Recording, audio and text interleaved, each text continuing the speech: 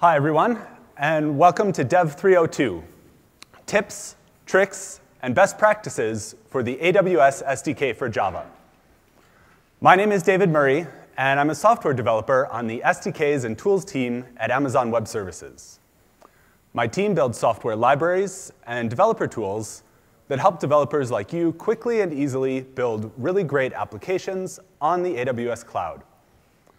In this session, I'd like to introduce you to the AWS SDK for Java and give you some tips, tricks, and best practices for working with it in your applications.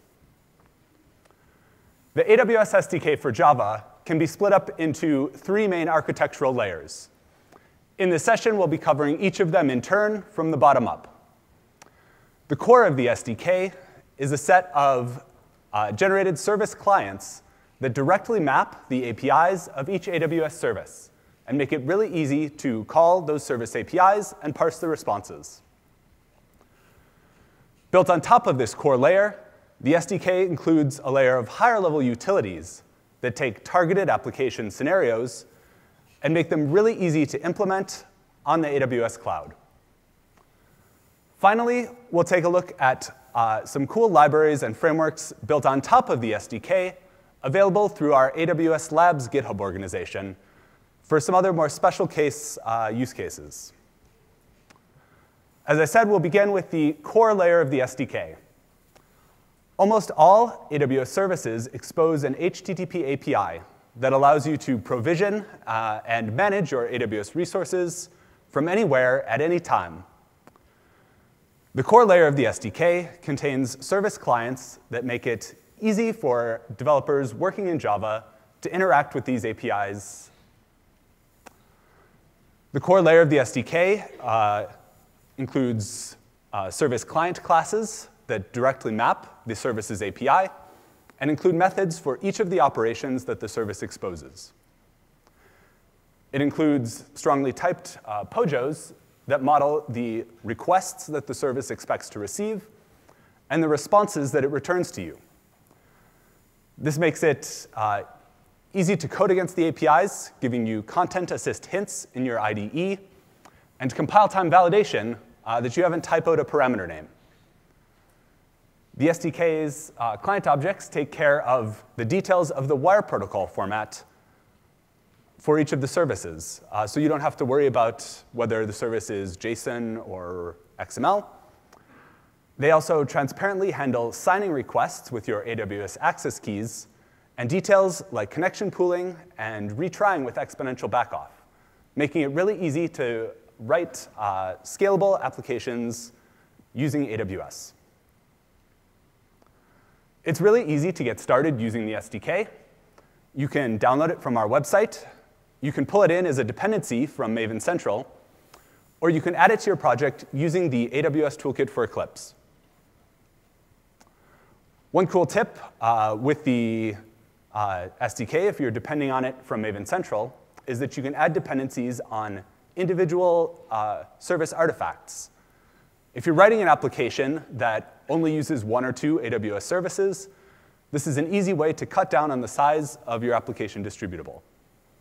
For example, this is a pom.xml snippet that depends on the DynamoDB and S3 artifacts from the SDK, and nothing else. If optimizing your application size isn't a big priority, you can continue to depend on the AWS Java SDK artifact, which pulls in matching versions of all of the different service artifacts to keep dependency management really simple. Another quick tip, if you're a Maven user, you can use the AWS Java SDK archetype to quickly set up a project that has a dependency on the SDK and includes a little bit of sample code showing how to configure and use a couple different clients. Once you've got the SDK included in your application, the first thing you'll need to do is configure it with a set of AWS access keys.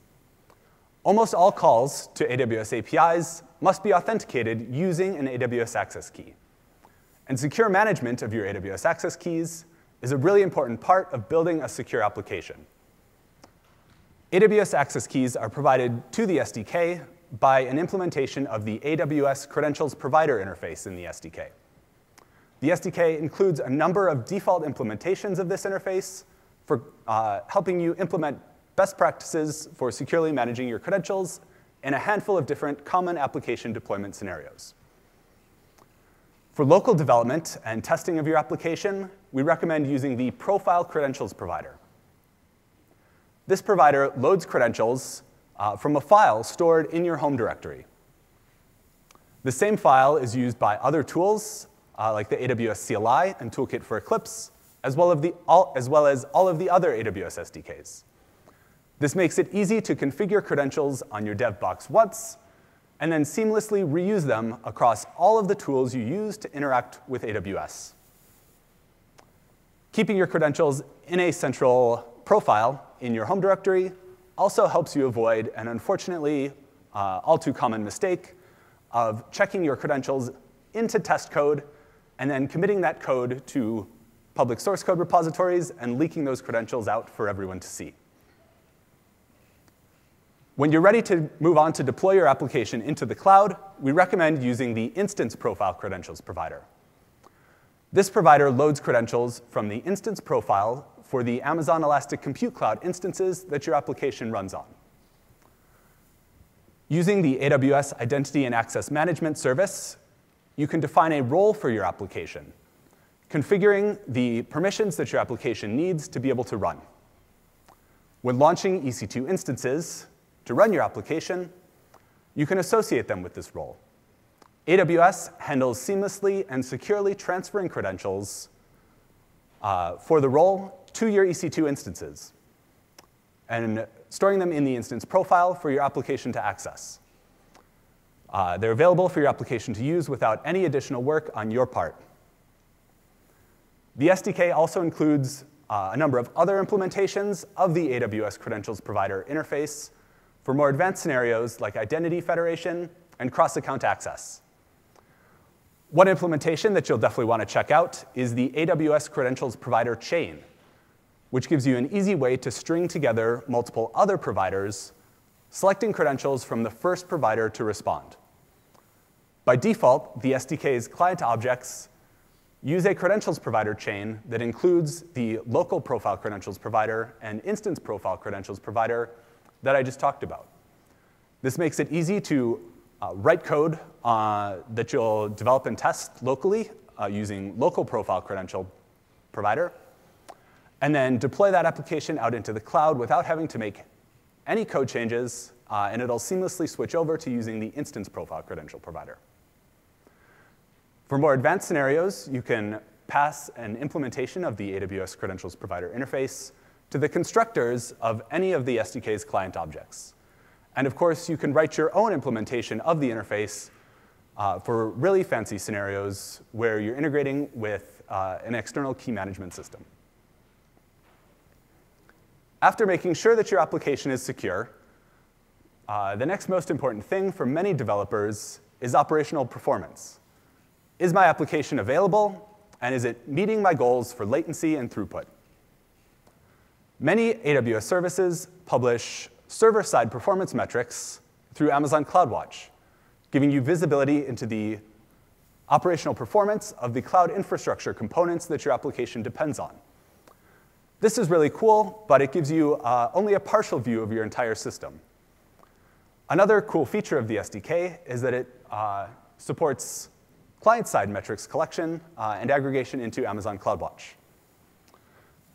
When you turn it on, the SDK will collect a bunch of different metrics about the performance of your application, everything from client-side latencies that you're observing on calls you make to AWS APIs, to things like the total amount of memory that your JVM is consuming, and the number of threads that are running.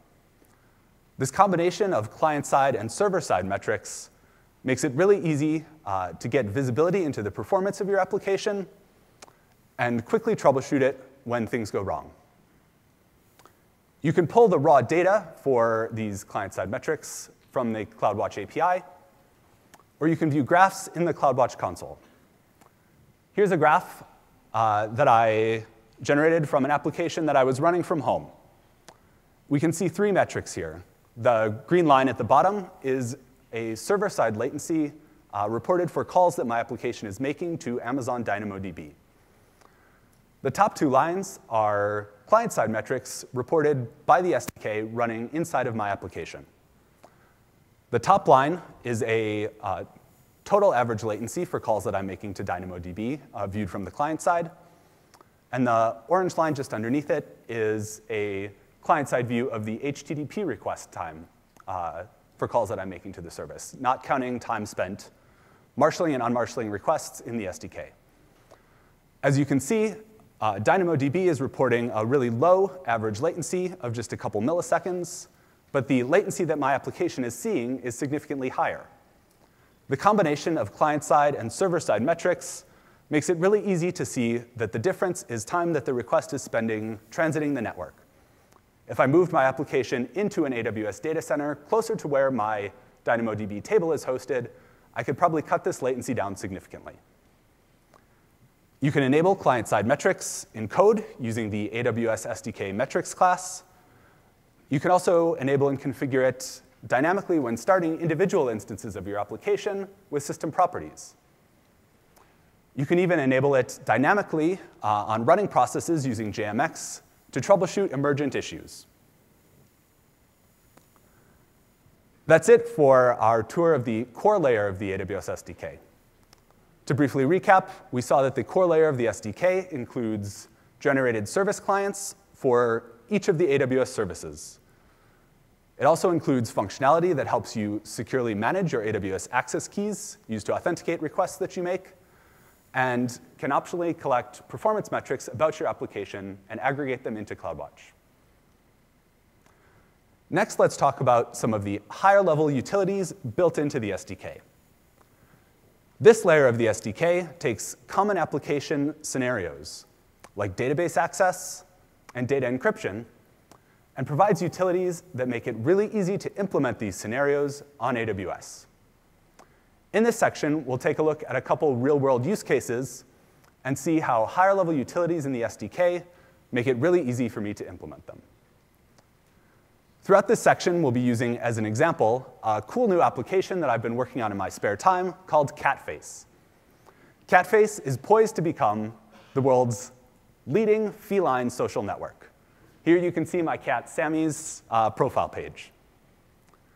To run an application like Catface at internet scale, I need to be able to store huge amounts of data and access it with low latency and high availability. To meet these requirements, Catface stores most of its data using Amazon DynamoDB. DynamoDB is a fully managed cloud NoSQL database designed from the ground up to offer practically infinite scalability, as well as predictable single-digit latencies and high availability. The DynamoDB client from the core SDK provides a direct mapping of DynamoDB's API. This direct mapping of the API can be important for some power users who need to directly control exactly what's going across the wire. But for many use cases, this code ends up being really verbose as you are marshalling from the Java types that you're used to working with, like strings and integers, and DynamoDB's attribute value data model. The DynamoDB document API is a higher-level utility built into the SDK that makes it easier to work with Amazon DynamoDB. Like the client, it exposes the full breadth of the DynamoDB interface, so you can use all of the operations that DynamoDB exposes. However, it also adds easy type conversions between the Java types that you use in your application and DynamoDB's attribute value data types. So it cuts down on boilerplate type conversion in your code. Let's quickly drop into Eclipse and take a look at a new feature that I'd like to add to Catface that the DynamoDB document API will help me take care of. Figured that out, yay. I've already got the basic skeleton of Catface up and running. As you can see, here's, again, my cat Sammy's profile.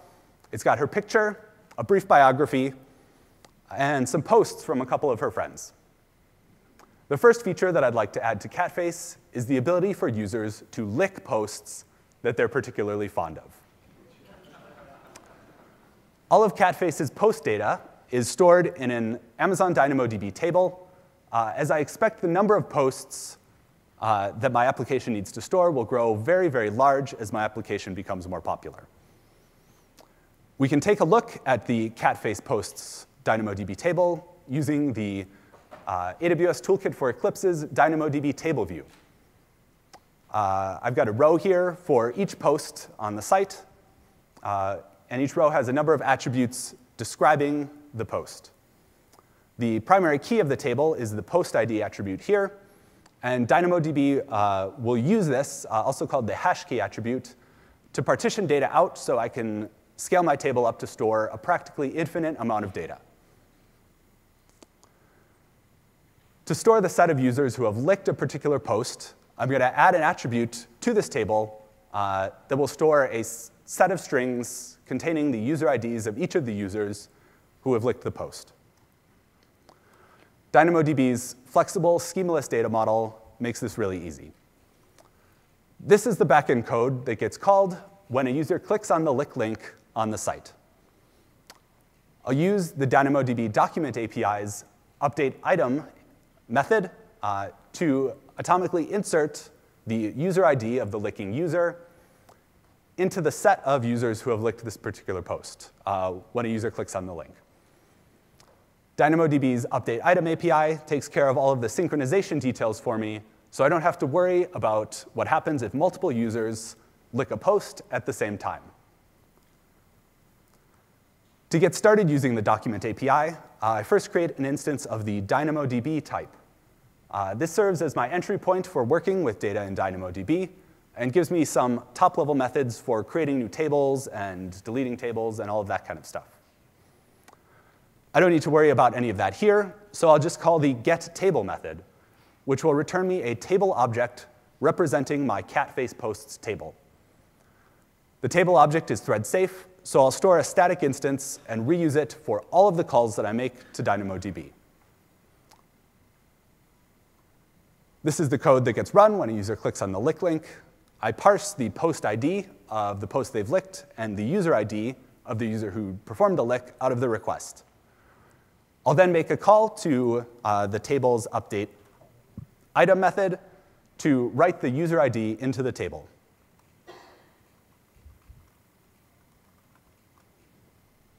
Come on, Eclipse, you can do it. There we go. The overload that I'm interested in takes 3 arguments. The first is the name of the hash key for the table, which is post ID. The second is the value of the hash key for the item that I'd like to update. That's just the post ID that I parsed out of the request. And the last is a list of updates that I'd like atomically applied to this item. I'll pass in just a single attribute update.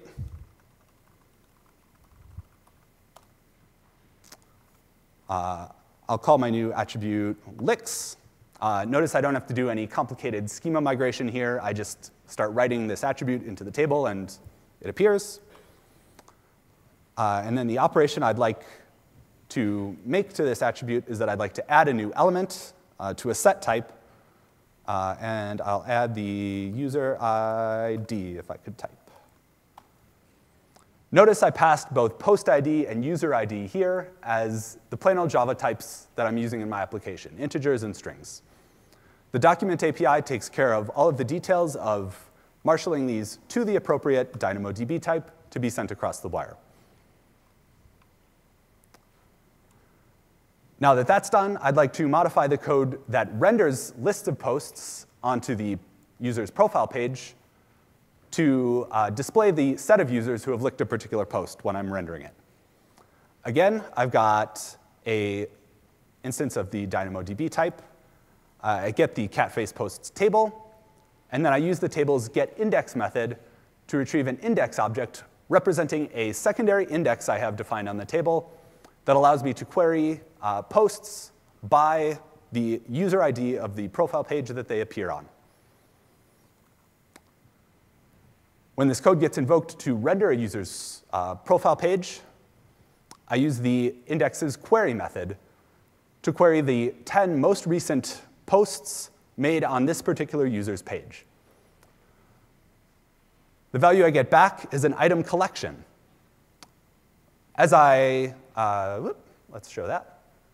The collection is iterable, and as I iterate through it, it will call DynamoDB potentially multiple times if needed to retrieve the full set of results for the query. So I don't have to manually worry about doing pagination myself. Each element that I get back while iterating is an instance of the item type, representing a single row in the database. The item type has friendly methods for reading attributes of the item as convenient Java types. So I can parse out the post ID, the user who made the post, and the text of the post to render onto the page.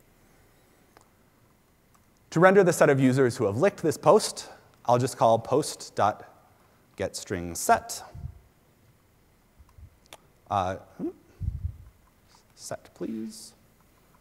And give it the name of my licks attribute that I was writing to earlier. And this will return me an instance of the set of string type in Java.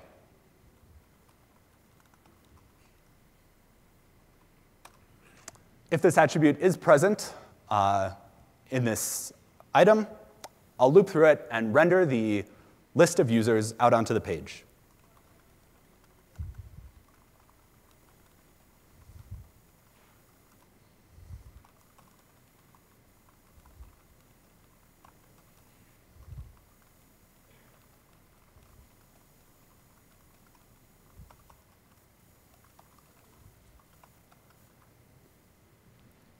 Easy. Let's quickly rebuild and test this out.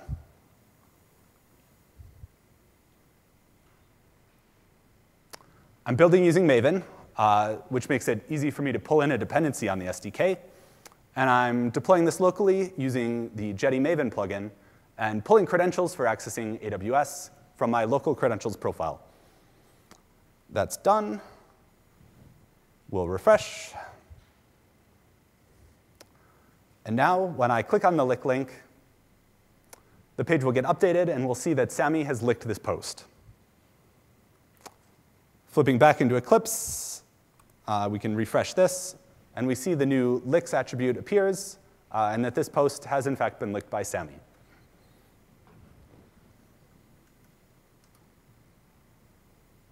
The DynamoDB document API is great because it gives you full access to the DynamoDB API, allowing you to use operations like update item. Another higher-level utility built into the SDK for accessing data in DynamoDB is the DynamoDB mapper. The DynamoDB mapper takes the approach of the document API a step further and allows you to define your own POJO objects representing a schema for the data that you have stored in DynamoDB, and gives you an easy way to store instances of these objects into the database, and then read them back out, taking care of all of the details of serialization and deserialization for you. Let's drop back into Eclipse and look at another feature that I'd like to add to Catface that the DynamoDB mapper will be well suited for.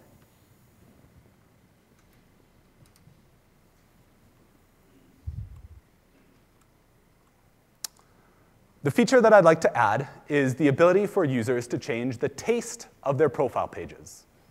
Sammy, being from Seattle, would really love it if her profile page could taste like salmon. All of the profile data for Catface is stored in another DynamoDB table called Catface Profiles. And I've got a profile object defined in my application that represents a user's profile to all of my business logic. The DynamoDB mapper gives me an easy way to store profiles into DynamoDB and then load them back out. To get this set up, I just had to add a couple annotations to my profile type. The DynamoDB table annotation here tells the mapper which DynamoDB table to store instances of the profile type in my case, Catface Profiles.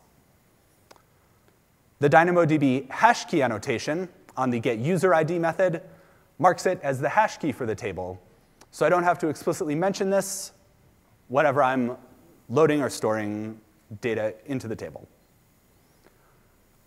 The mapper picks up all of the other getter methods defined on the type and stores their values into DynamoDB when I save an instance of the profile type. Then uses the setter methods to rehydrate a profile object when I load that object from DynamoDB. This even works recursively now for other POJO objects like biography using DynamoDB's new document support features, which is really cool. To store the taste of a user's profile, I'll simply add a new member to my profile type, create getter and setter methods for it,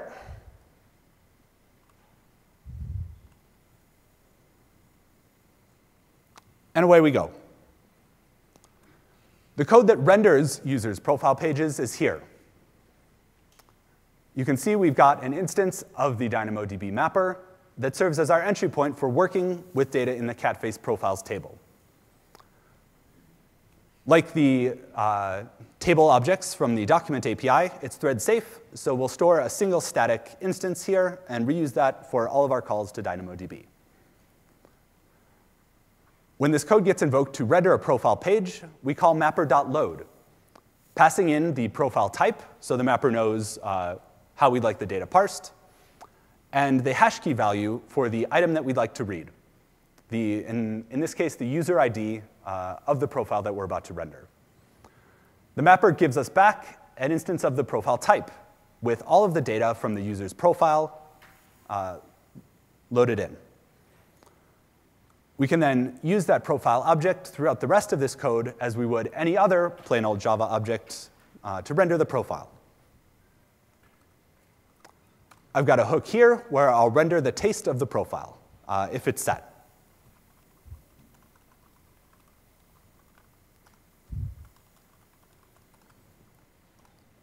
So I'll check if this profile has a taste, and if it does, I'll render it out onto the page using my very top secret HTML taste rendering technology.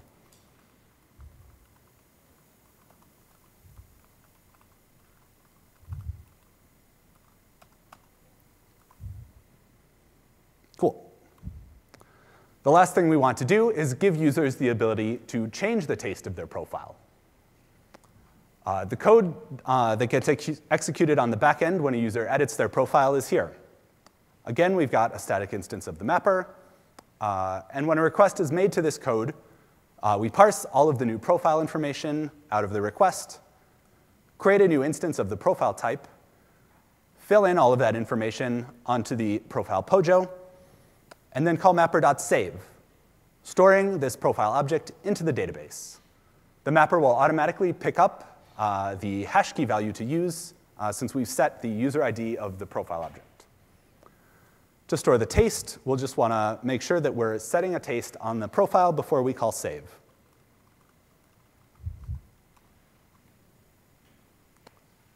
Let's again do a rebuild, and we'll test this out. I'm deploying this locally for the purpose of this demo. But it's also really easy to deploy web applications like this into the cloud using services like Amazon Elastic Beanstalk. There we go. We'll edit Sammy's profile, change her favorite taste to be salmon. And this value would now be written into the database. And when the page updates, we can see that her page tastes like salmon. She's going to be so excited.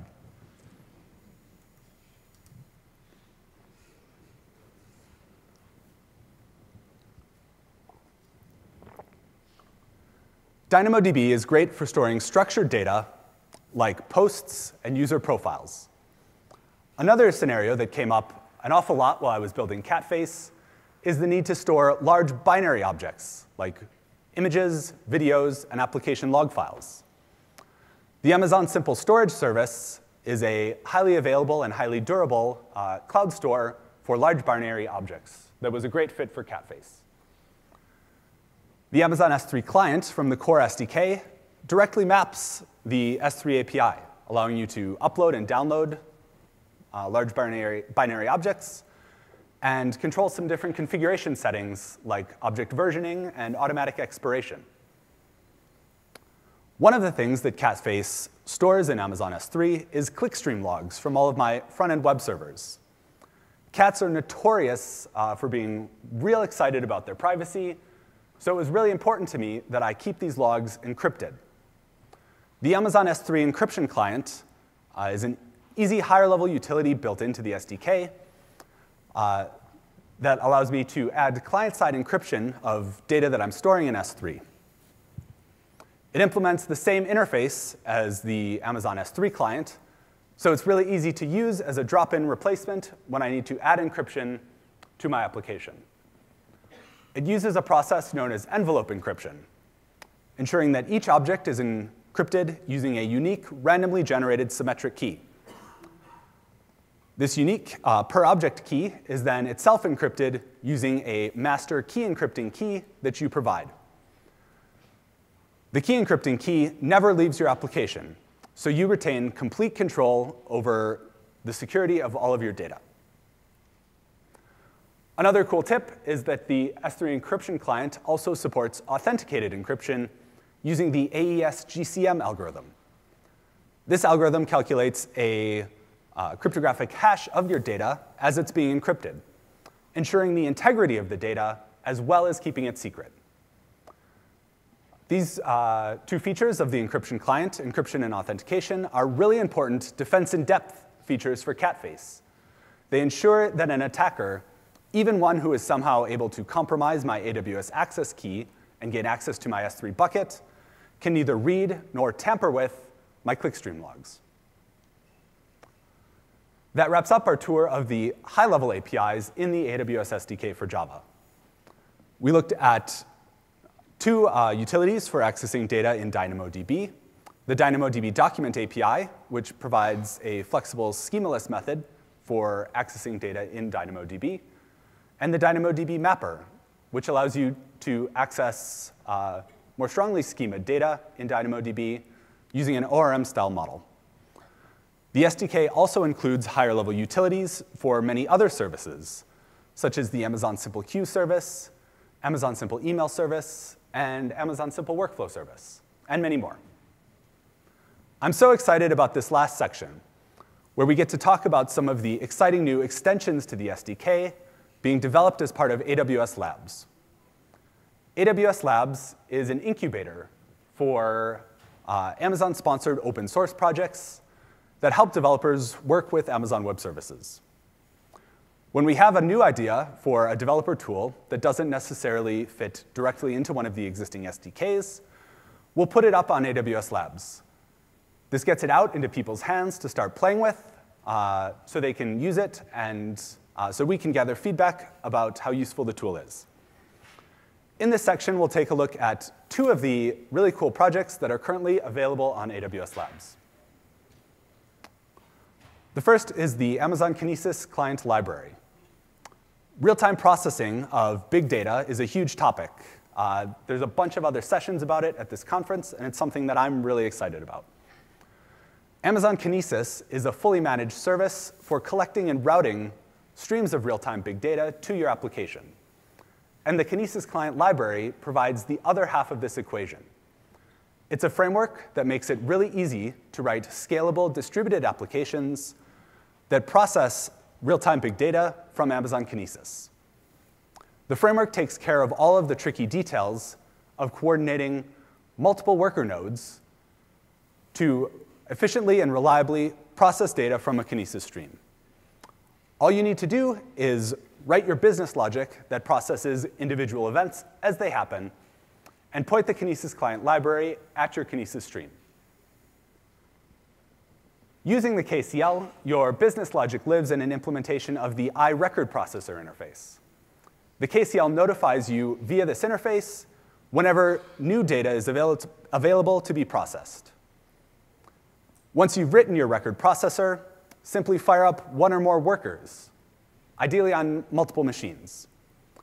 Multiple workers will coordinate with each other using Amazon DynamoDB to load balance processing work across the cluster and provide fault tolerance when individual workers fail. Using tools like autoscaling, you can elastically add capacity to your cluster when there's lots of work to be done, then scale back down to keep costs low when there isn't much to do. The other project I'd like to highlight for you today is a much newer addition to AWS Labs, the AWS Resource APIs for Java. This is a really cool new library that provides an object-oriented abstraction of the cloud resources that AWS gives you access to. This object-oriented approach makes it easy to write clean, expressive code that manages your AWS resources. One of the really cool things that developing on the cloud enables is the ability to write integration and load tests that run on the exact same infrastructure as your production service to make sure that the results you get in test will exactly match what will happen when you deploy to production.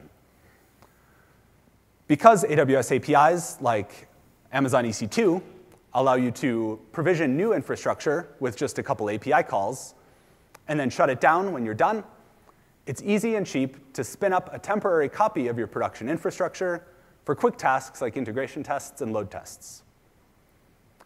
Let's drop back into Eclipse one more time and take a look at how the Resource API for EC2 makes it really easy for me to write these kinds of tests for Catface.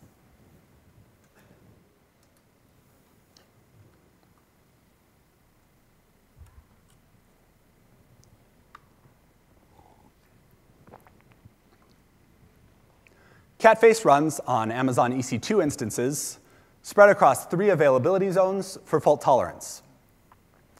To spin up a temporary copy of this infrastructure to use in an integration test that will test out this fault tolerance, I need to create a couple different AWS resources. First, I'll create a virtual private cloud to contain my test and separate it from the rest of my production infrastructure. I'll create 3 subnets, each one in a different availability zone. And then I'll launch a couple EC2 instances to run my application in each subnet. I've already got the code written for setting this all up using the Resource API for EC2.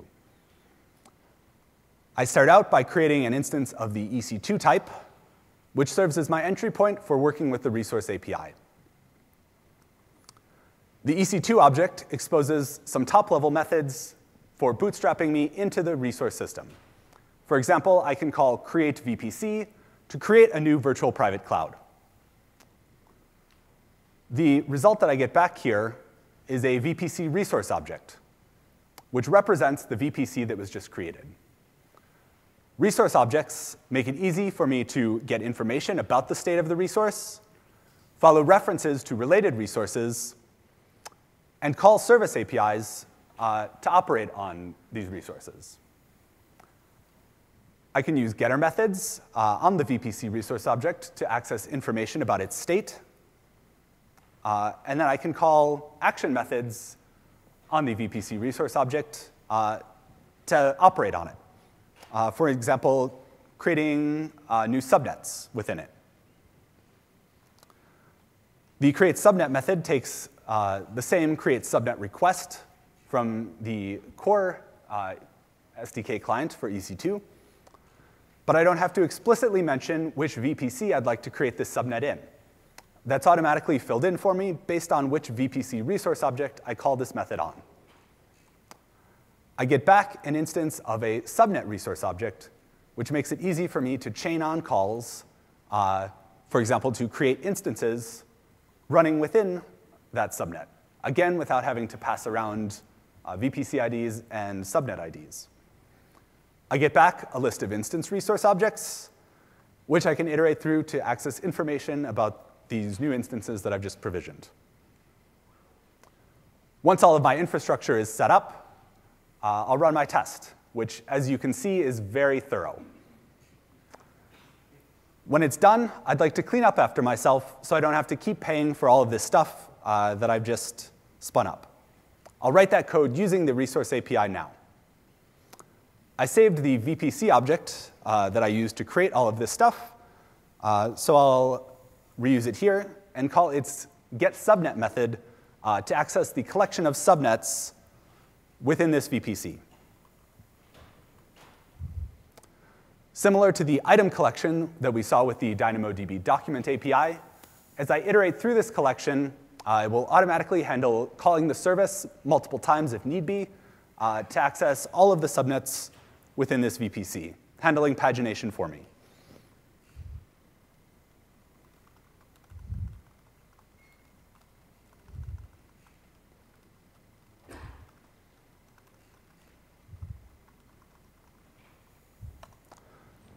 Each element I get back is a subnet resource object, so I can easily chain on a call to get all of the instances within that subnet.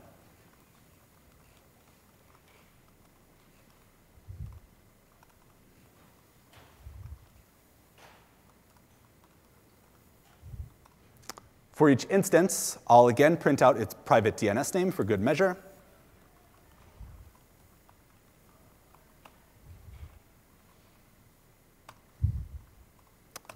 And then I'll call the terminate action on it to terminate the instance. I don't have to pass in any additional arguments here because the instance knows everything it needs to in order to be able to terminate itself. When the instances are all terminated, I'll delete the subnet. And when all of the subnets are deleted, I'll delete the VPC. Hopefully this code is really easy for you to understand. It was very quick for me to write. So this is a really easy way to manage your AWS resources. For a quick comparison, here's that same code to clean everything up, written directly against the EC2 API. As you can see, there's a lot more boilerplate for handling pagination and marshalling around subnet IDs and VPC IDs.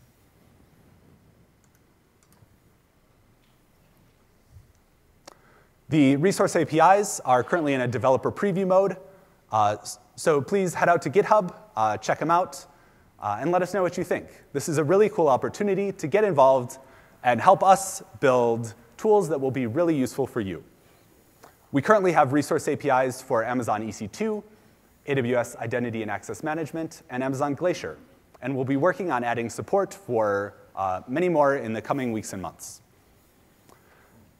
I'm running out of time. There are a bunch of other cool projects on AWS Labs that I didn't have time to talk about, but head out to AWS Labs and check them out. They're all really cool. That wraps up our talk. We looked at the core of the SDK, which has clients that directly map the services API. We looked at higher level utilities in the SDK that take common application scenarios and make them really easy. And we looked at projects available on AWS Labs that provide an easy way to process real-time big data and to easily manage your AWS resources. For more info, check out our blog. Come find us on GitHub at AWS, github.com/AWS and /AWS Labs, which is a link that I should have given you earlier when I was talking about AWS Labs. And find us on Twitter at AWS for Java to keep up to date with all of the latest news about the SDK and Java development on AWS. One last thing I really want to highlight for you in the last minute that I have is that all of these tools are developed as open source projects. Please come out, find us on GitHub, check out the source for these tools, and engage with us and the broader community on how we can build really great tools to help you build really great applications on AWS. We love hearing from users via GitHub issues about what's important to them. And as Andy Jassy said in the keynote this morning, that's a really big part of what drives our priorities for what to work on next. We also love getting pull requests if you have the time and motivation to directly contribute to making the SDKs better. That's all I have. I'm just on time. I'll be out in the hallway, I guess, for Q&A afterwards. Swing by our booth in the Expo Center and say hi, and come find us on GitHub. That's all. Thank you very much.